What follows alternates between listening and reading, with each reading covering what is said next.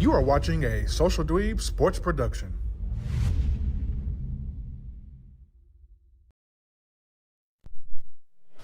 Hello and welcome to Lockeroom Talk. I'm your host Terrence Summers, and tonight we're gonna start this thing up a little bit different. I'm gonna start with two player interviews, and first being senior wide receiver, defensive back, number 5, Jeremiah Beard. How you doing, man? I'm doing great. How you doing? I'm doing good, man. I'm trying to make your voice deep. I see you. First, man, just tell me about your journey through the SHS program. Middle school, then coming to JV, former players you learned from, etc. No, I actually didn't play middle school. I took a break from football from Pee Wee, until high school. But I think the JV definitely built me as a person and a player. Being behind all these great athletes, being able to learn and improve from them. Them taking me to the field when I was a freshman, sophomores. I ain't gonna say too much. They used to work me a little bit. They used to work me a little bit, but So it's about, man, that as you get older and through the program, you realize that the old guys that you're just watching and paying attention to, them the ones that really teach you, man. Coaches coach you, and they give you good stuff and teach you the technique, but those older guys really teach you how to manipulate the system a little bit. Last Friday at East Nashville, big ball game for the Jackets, come away victorious against a great East Nashville team who probably going to have a good season, run a deep playoff run in their classification. What was the keys for y'all being successful Friday night against that passing attack? I would say the week prior, because Station Camp ran a fast-paced offense. I think we were more prepared because we already faced it the week before. And, they took their big shots, their big plays, but we were ready to come back, ready to keep going on defense. Lastly, man, last one. What do you love most about being a Jacket? The environment of people, I would say. In Springfield, what I've learned throughout the years, everybody loves football. It's the main sport. They all take care of their football players. Try to keep them safe. Their love. It's just always great. Well, you ready to talk about environment? What's the Friday night in the Nest, baby? It's gonna be jumping. Just like it's buzzing in here right now. It's gonna be big time come Friday night in the Nest, man. Senior Jeremiah Beard, appreciate you, man. Thank you. Have a good one Friday night. We'll take a break. We'll come back. We'll have our next player guest.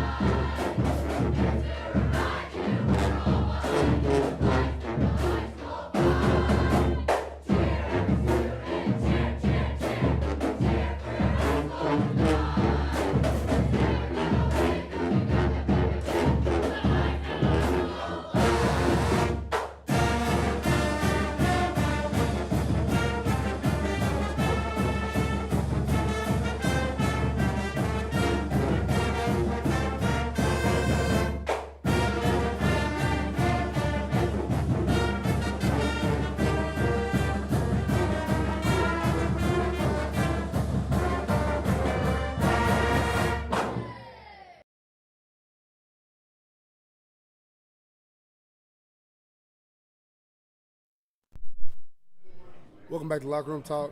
I am now joined by senior defensive lineman, offensive lineman, number 55, Caden Norman. How you doing, man? I'm doing good. How are you? I'm good. Caden, tell me, man. Tell me about your journey through the SHS program. JV, former players you learned from. Just let me know. Yes, sir. It's been a wild journey. It's been a long journey, it feels like.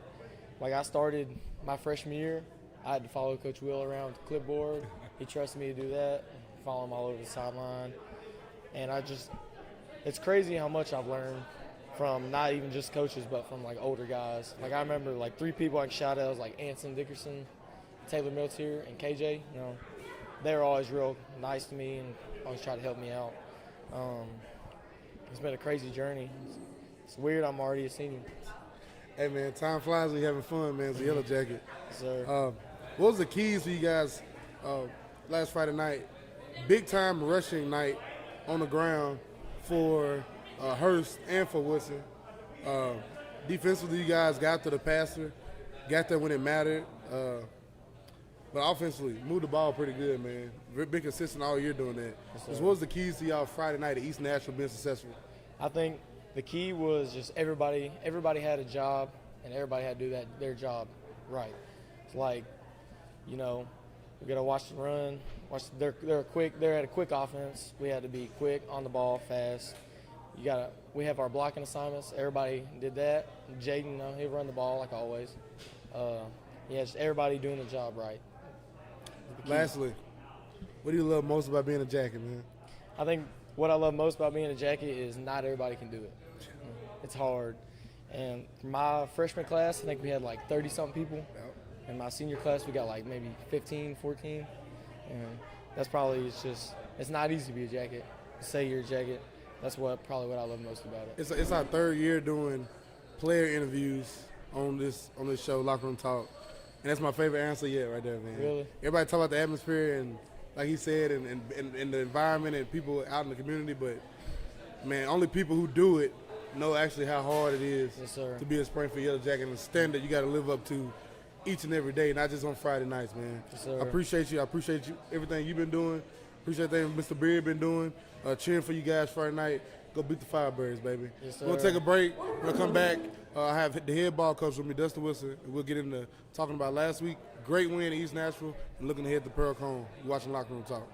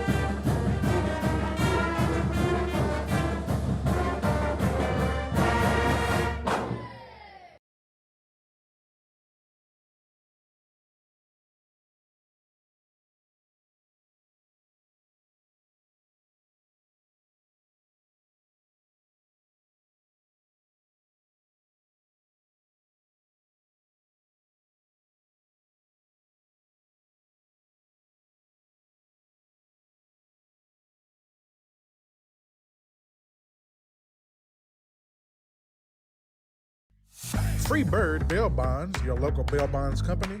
Call Josh England today.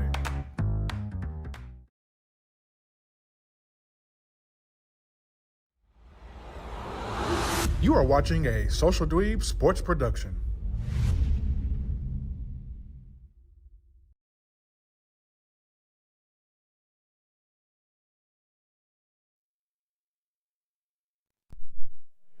Welcome back to Lockeroom Talk. I'm now joined by head ball coach Dustin Wilson. How you doing, Coach?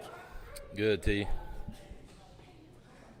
Last Friday night, the Jackets took a trip to East Nashville for a My TV 30 showdown with one of the best football programs in Middle Tennessee, the East Nashville Eagles.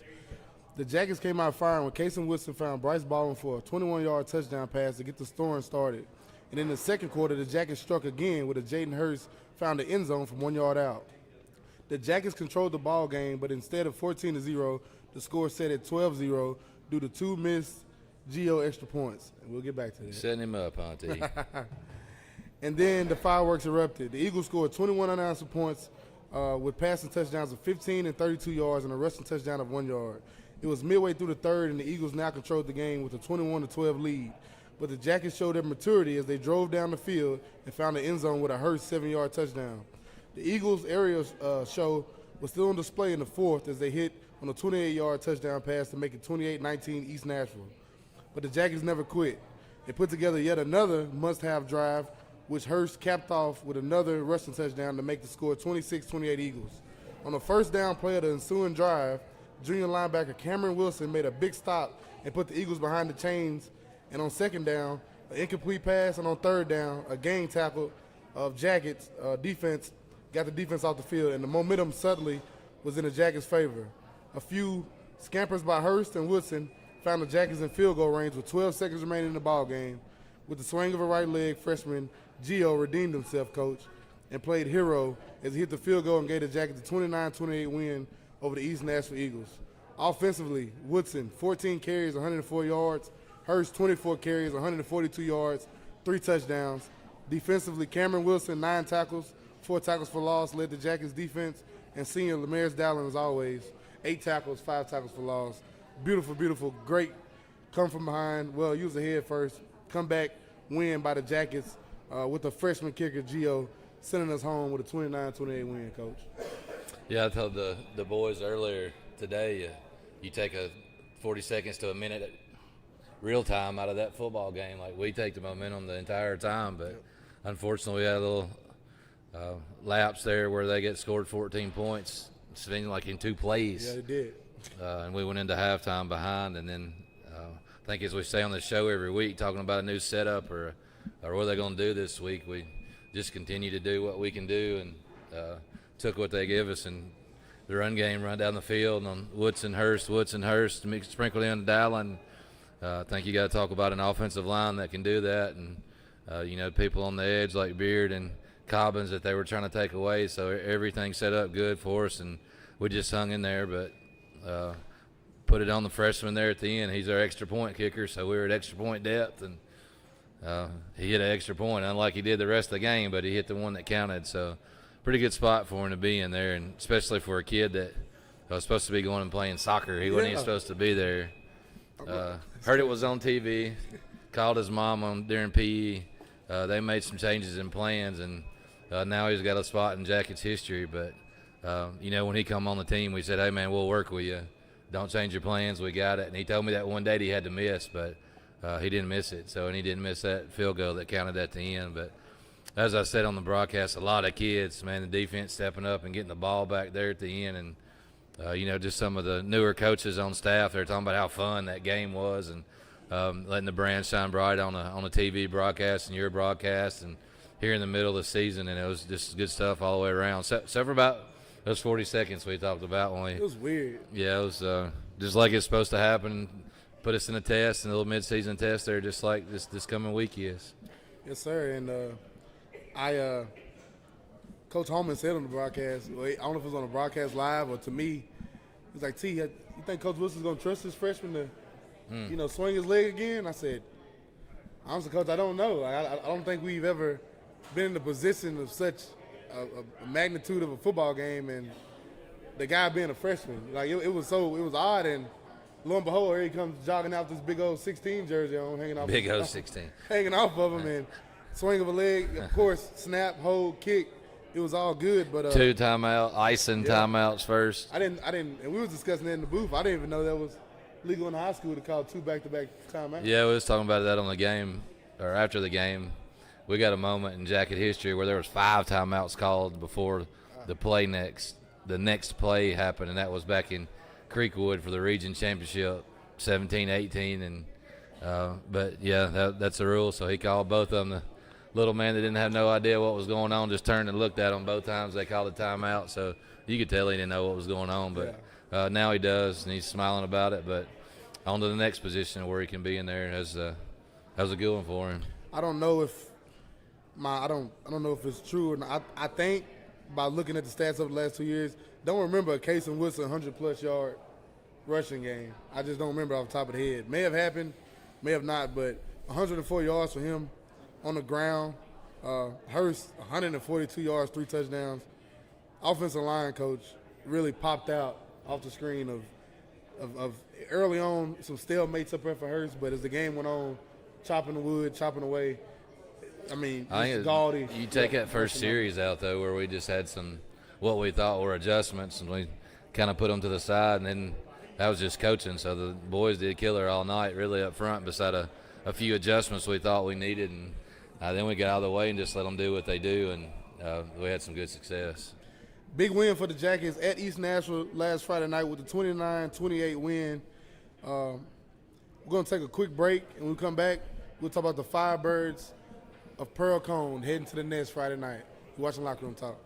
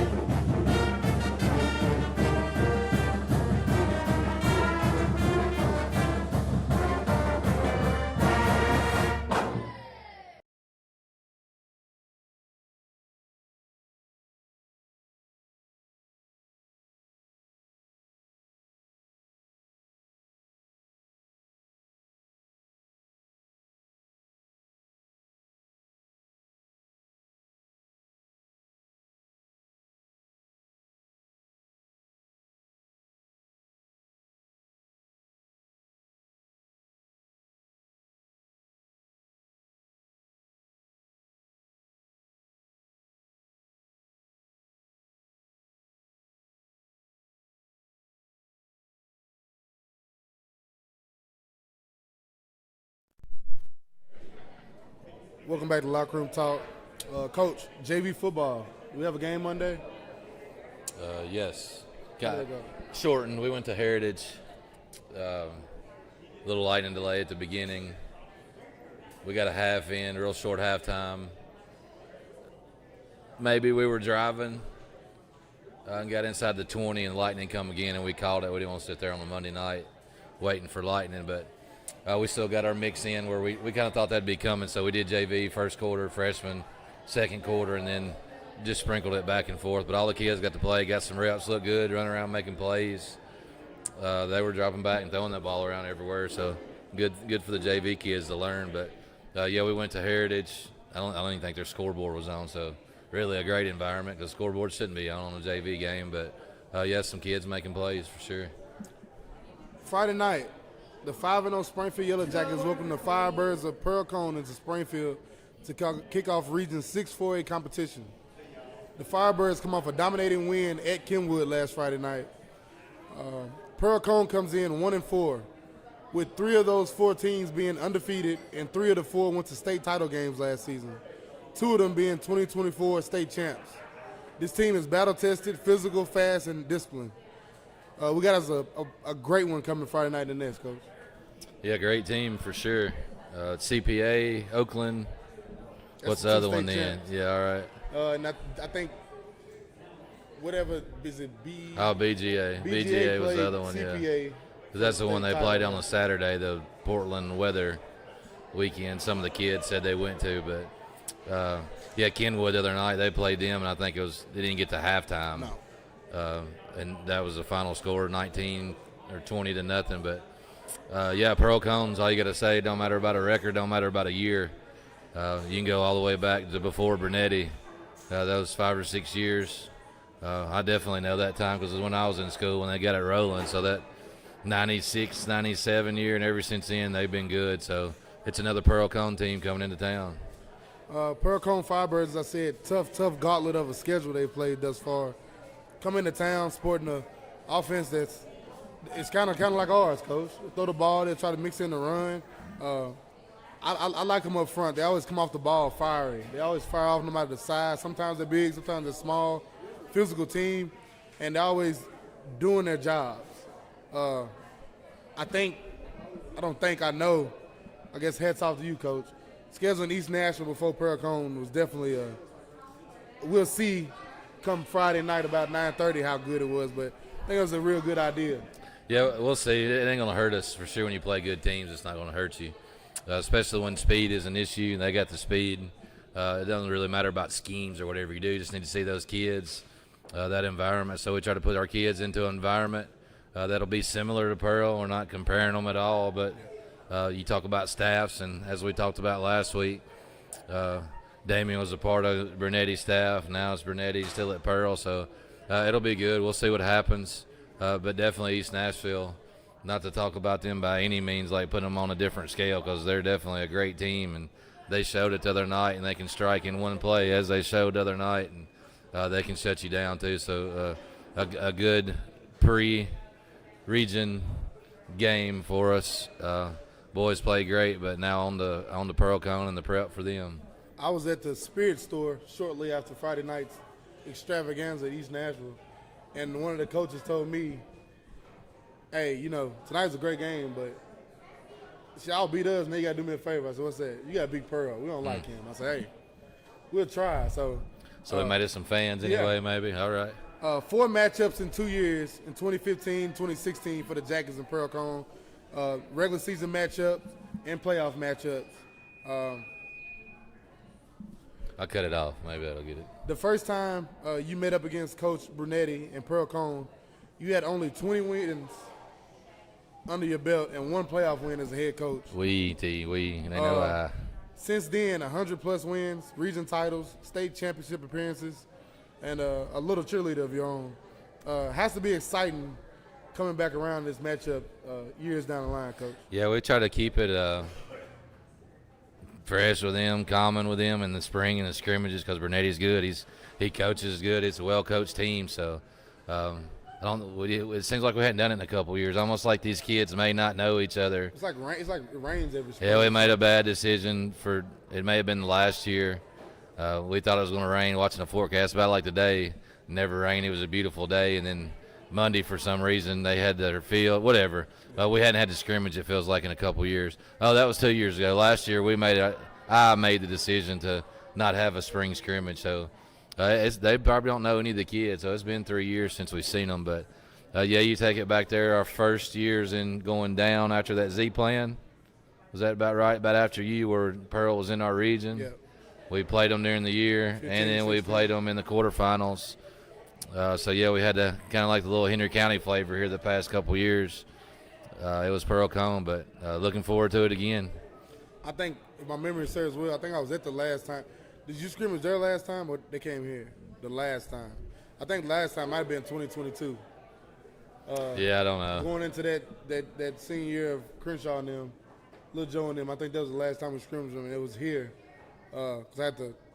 I'm going to say it was because the next time that we canceled, we were supposed to be here because they were building their field and they couldn't have a scrimmage. So you might be right.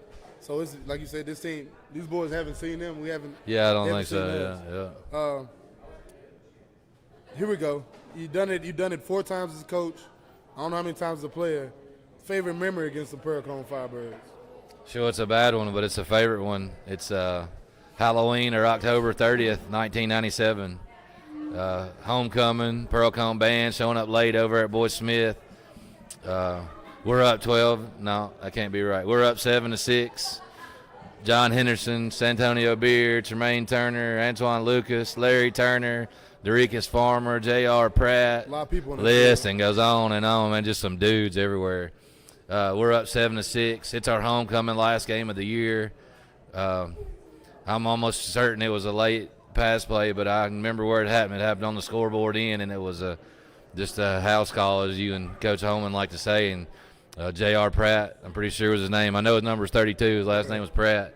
Was on the other end of a touchdown pass, and it was 12. The final was either 12-6 or 12-7, but it was a one-possession game, close game.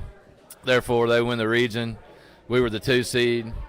Then that year we ended up in the quarterfinals, about like we did in 15 and 16, and got beat 28-0 on a just a soupy field over at Pearl Cone, which won't happen anymore because it's turf. But that's my memory. That's where I remember. That's 1997, our senior year, and man, there was some dudes on that field. Like, sound like oh man, just dudes everywhere. Pro players, SEC players. Who knows? Maybe it sounds kind of about like what's going on right now with all their kids and our kids. May be the same thing. Probably a pretty good game to watch if you need something to do on Friday night. Like if you ain't got no mixed interest in it, Coach. Yeah. I'll be on pins and needles. Yeah, just to watch. I don't know if I'd want to be a fan of either team, but yeah, just something to watch. But I see the record here. What's the history? When was the one? That ain't a good record, is it? It ain't. Who was but that? Hopefully we can add it to 2, Coach. Yeah, all right. The Jackets are 1-12 versus the Firebirds. The last win coming in 0-4 for the Jackets at Boyd Smith Field. And I got that on YouTube, Coach. You can go watch it. It's on Substitute Sports. I put it back on Facebook. So it's got to have some Bay all over it, right? I guess that's a little bit sophomores. That's sophomores. I don't think he's on that much. You see P.J. Hudson out there. I mean, you see PJ, those guys out there. All right. And you got the big SHS blocks from the 45, the 50, actually the 40, the 50, and the 40. It's crazy to see. I'll put it on Facebook, the link, so people can check it out. Real nostalgia if you watch it, Coach. It's just good old-fashioned Springfield football, man. All right. You too, toss left, toss right, play action right, play action left. Any coaches' announcements for us going into this big matchup Friday night? No, any of the stuff is to our stadium. We're 3 games into the year now, so same old thing, trying to just do a little bit more secure entry, there on your clear bag, and trying to tighten down on the media on all the people around the field. But having you guys come and buy a ticket, you're a fan, sitting in the bleachers, cheer. Hopefully you're cheering for the right team. Ticket prices ain't going up just because there's 2 great teams playing over there. It'll still be the same old ticket. Yeah, man, let's have some. There's a few homecomings I heard of. They're coming to see us tomorrow, but man, I hope it's about like homecoming environment because that was a good one. You had 3 or 4. What did I say, homecoming? I should have said reunions. Reunions coming up, but tailgates. Hope they're everywhere. You're gonna hear a band that's gonna keep it jumping over there on the other sideline, and yeah, Pearl Cone Springfield. I guess looks like what, round 14. 14th time. The Firebirds match up with the Jackets. This time it'll be in the nest Friday night. For the first time, right? For the first time. That's the first time, yeah. First time to be behind Springfield High School on 76. For the Jackets, the Hayes in the barn. Only a walkthrough in this game time. Kind of fired up for this one, Coach. Sounds Friday like night, it. Appreciate be there you. in the nest, man. Bring somebody. I'm bringing my rowdy friend again with me. Same guy. And hope everybody come out and join us. Kickoff 7 p.m. Be there, be loud, be proud. Cheer on the Jackets. Head ball coach Dustin Wilson. I'm Terrence Summers. I see you Friday night. Go Jackets.